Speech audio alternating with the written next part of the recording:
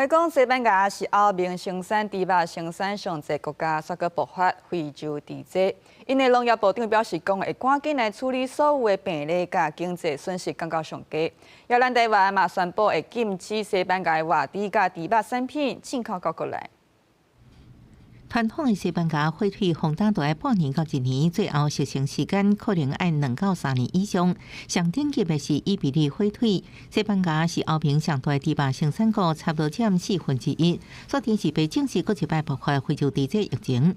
欧洲国家英国今年到目前为止，都为西班牙进口37600吨的猪肉，价值超过1.12亿欧元，差不多代表40亿，比去年进口价格9.5%。昨天是被宣布。暂停为西班牙部分地区进口猪肉。西班牙农业部长普拉纳斯表示，政府的努力将所造成的经济影响降到上低。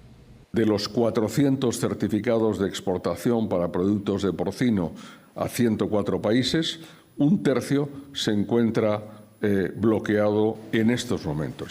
西班牙顶一摆爆发非洲猪瘟是伫1994年，这摆疫情发生伫巴塞隆纳，占全国市场的7%。另外，西班牙农业部其他官员也伫29记者会表示，西班牙东部疫情已经受到控制。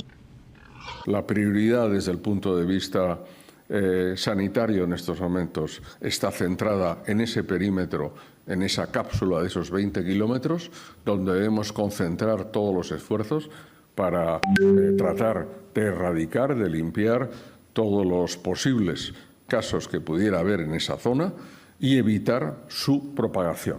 西班牙为扩大伫全球的猪肉产业市占率，除了欧盟，也希望中国能进口。即卖疫情爆发，中国已经暂停为受影响地区的12间加工厂进口猪肉。伫台湾，非洲猪瘟中央在海应面中心是表示，即卖开始禁止西班牙活猪甲猪肉产品输入台湾，若违规会退运或者是销毁。公司新闻新闻部报道。